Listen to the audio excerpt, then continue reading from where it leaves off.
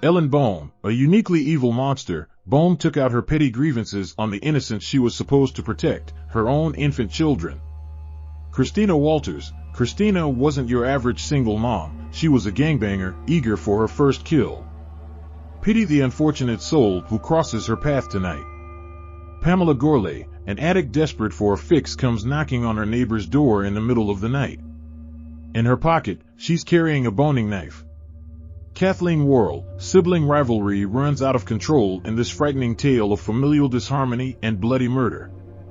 Jean Harrington, a dispute over finances brings a married couple into conflict. It is resolved with a taser and a spool of plastic wrap. Riot and Sakina, the remarkable true story of Egypt's most notorious serial killers, a pair of malicious sisters named Riot and Sakina. Raynella Dossett Leith, the grieving widow, claimed that her husband had taken his own life. But how many suicides shoot themselves 3 times?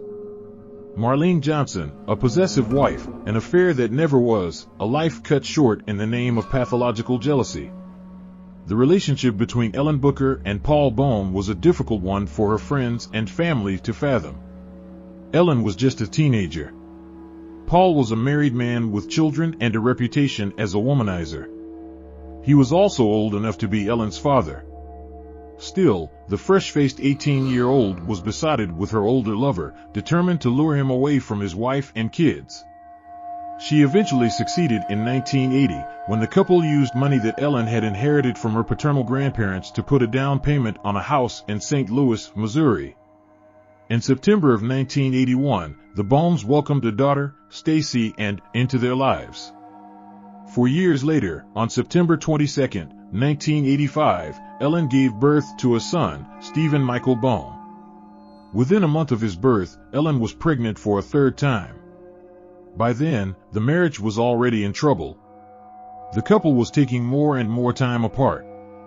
For Ellen, a considerable chunk of that time was spent attending professional wrestling tournaments with her friend, Deanne Smith. For Paul, it was spent in the arms of a new, younger lover. In June 1986, with Ellen 8 months pregnant, he took off, abandoning her and their children. He'd show up at the hospital on the day that his 3rd son, David Brian Bohm, was born. Thereafter, he disappeared again, moving with his new girlfriend to Tucson, Arizona. Paul Bohm was the archetypal deadbeat dad. He never called, never inquired about his children's well-being, never sent cards on their birthdays. He was also loath to pay the $105 per week child support that the court had ordered. Ellen eventually got tired of chasing him for money and gave up. Meanwhile, she was delivering pizzas at night to keep her children housed, clothed, and fed. Despite these efforts, she was swamped by debt. In 1988, she filed for bankruptcy. With her house foreclosed, she was forced to move her young family to more affordable housing at the Riverbend Apartments on South Broadway. Ellen's only solace, during this wretched time, was her love for pro wrestling. Despite her money troubles, she always managed to scrape up enough for a ticket, and still attended every event she could, with her friend Deanne. And her obsession ran deeper than that of most fans. She frequently wrote to her favorite performers, hinting not too subtly that she wouldn't be averse to some one-on-one time. Getting no response to these solicitations, she took to boasting about sexual liaisons anyway, telling her friends that she'd slept with many wrestlers on the circuit. Few believed her, and Deanne knew outright that she was lying. But who would begrudge Ellen these flights of fancy? Who can blame her for wanting to escape the daily grind that was her life? At the time, she was having trouble paying for even her most basic needs. Utility bills were piling up, the phone company was threatening to cut her off. And then there was the check that she couldn't avoid writing, her monthly payment to the bankruptcy courts. It was all getting too much for her, dragging her down, pulling her under. Ellen was bemoaning this very fact to a friend during the Thanksgiving holiday of 1988. Then she suddenly broke off the conversation and said that she'd have to hang up because something was wrong with her baby, David. A short while later, Ellen Bohm dialed 911 and said that her son's lips had turned blue and that he wasn't breathing. Paramedics rushed to the scene but found that they couldn't enter the apartment because the front door was locked. It would take several minutes of knocking before Ellen's daughter, Stacy, let them in. She said that her mother was out. Then, as the medics were preparing to transport the toddler to the hospital, Ellen suddenly reappeared. She seemed oddly calm given the crisis, informing the paramedics that her son had been suffering from a cold over the last few days. David Bohm was still alive when he arrived at the ER. He would remain on life support for the next few days, until the decision was taken to turn off the machines. He died on November 26, 1988, at the age of just 28 months. Cause of death was officially given as sudden infant death syndrome, or SIDS. The loss of a child is devastating to any parent. Yet Ellen Bohm seemed to cope just fine. Her demeanor could best be described as neutral, neither happy nor sad. Her friends put this down to shock, but even they were surprised when they heard of a phone call that Ellen made to Deanne. This was on the day before her infant son was laid to rest. Ellen wanted to know if Deanne was interested in attending a wrestling show at the Kiel Auditorium. She had a meeting at the funeral parlor that afternoon, she said. It would be no problem at all for her to stop off on the way and pick up a couple of tickets. David Brian Bohm was buried at Trinity Cemetery in early December 1988. A few days later, Ellen received a check for $5,000 from her employer's group life insurance policy. And that must have given her an idea, because a few months later, she started shopping around for life cover on her 2 surviving children.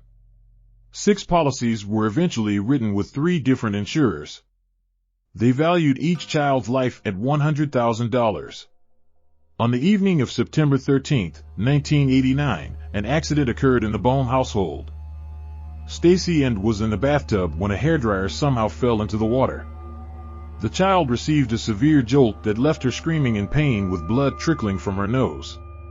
She was rushed to the emergency room, where Ellen told doctors that her younger child, Stephen, had dropped the hairdryer into the tub. When Stacy insisted that Stephen had not even been in the room at the time, Ellen shushed her, saying that she was confused. Stacy, fortunately, suffered no serious injuries.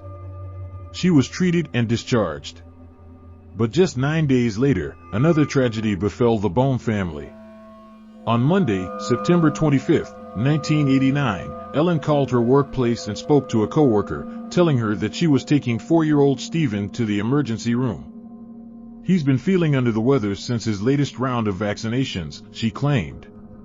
Then, ominously, she added, the same thing that happened to David is happening to Stephen. Ellen Bohm did not bring her son to the ER that day. Instead, she took him for a meal at Taco Bell and then to visit his brother's grave.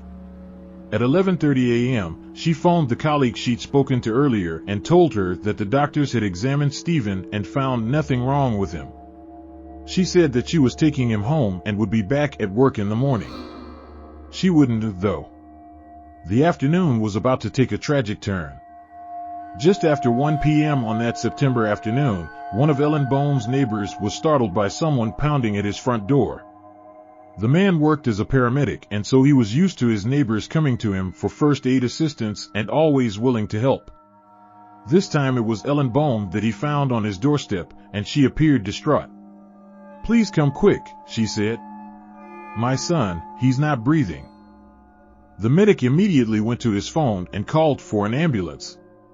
Then he grabbed his medical bag and followed Ellen to her apartment. The boy was lying on the floor. The bluish tinge to his lips was not a good sign. There was also no pulse or hint of breath. Still, the paramedic did his best, keeping up CPR until the ambulance arrived. Tragically, it was not enough. Stephen Bohm, who had celebrated his 4th birthday only 3 days earlier, was dead. But this death was not as easily explained away as that of David. Stephen was 4 years old. He had certainly not succumbed to SIDS. So, what had caused his inexplicable death? Ellen's insistence that he'd had an adverse reaction to a vaccination was dismissed by medical experts. And her muted reaction to losing a second child in the space of a year raised eyebrows. In fact, some of her friends were so put out by her lack of emotion that they began to suspect the worst. A few of them even spoke to a homicide detective they knew, asking him to look into the matter. Events, though, had already gotten ahead of them. Dr. Michael Graham, medical examiner for the city of St. Louis, was another who didn't trust Ellen Boehm's version of events.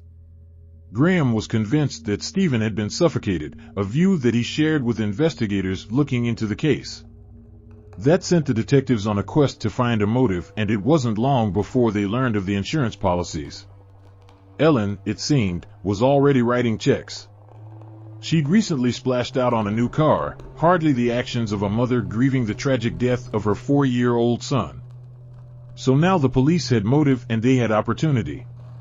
Did they have a murder weapon? Dr. Graham wasn't sure. Convinced, though, he was in his theory of mechanical asphyxiation, he needed a second opinion. To obtain such validation, he sent his autopsy findings to 7 respected medical experts, asking them to review the evidence. The results, when they came, were unanimous. Every single one of these experts concluded that Stephen had been suffocated. Finally, after a year-long investigation, the decision was made to bring Ellen Boehm in. St. Louis PD was taking no chances with this one.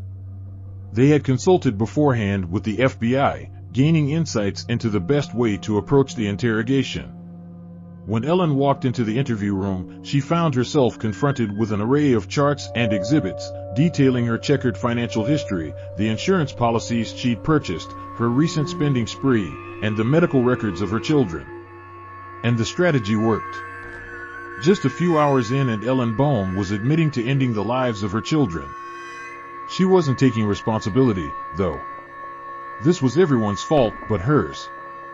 It was her desperate financial situation, her deadbeat ex who refused to support his children, the stresses of being a struggling single mother. Ellen Boehm's confession was captured on tape. It would be played at her trial. Delivered with no discernible emotion, it makes for chilling listening. Describing the murder of 2-year-old David, she said, "I put the couch pillow over him. And my hands were on both sides. And he was really strong. He did struggle a little. And then I put the pillow right there for about 45 seconds at the most. Then I put the pillow back on the couch, and at this point he was lying on his back. And then I called my girlfriend and we talked, about what each of us did for our Thanksgiving." These are damning words, spoken by a uniquely evil monster. And yet, Ellen Boehm was still determined to go to trial and put the matter before a jury. Perhaps she thought that sob stories about her difficult life would gain her some sympathy. It was only when prosecutors signaled their intention to seek the death penalty that she buckled and asked for a deal. A guilty plea to 2 counts of murder got her life in prison without parole. She is currently incarcerated at the Women's Reception, Diagnostic, and Correctional Center in Vandalia, Missouri.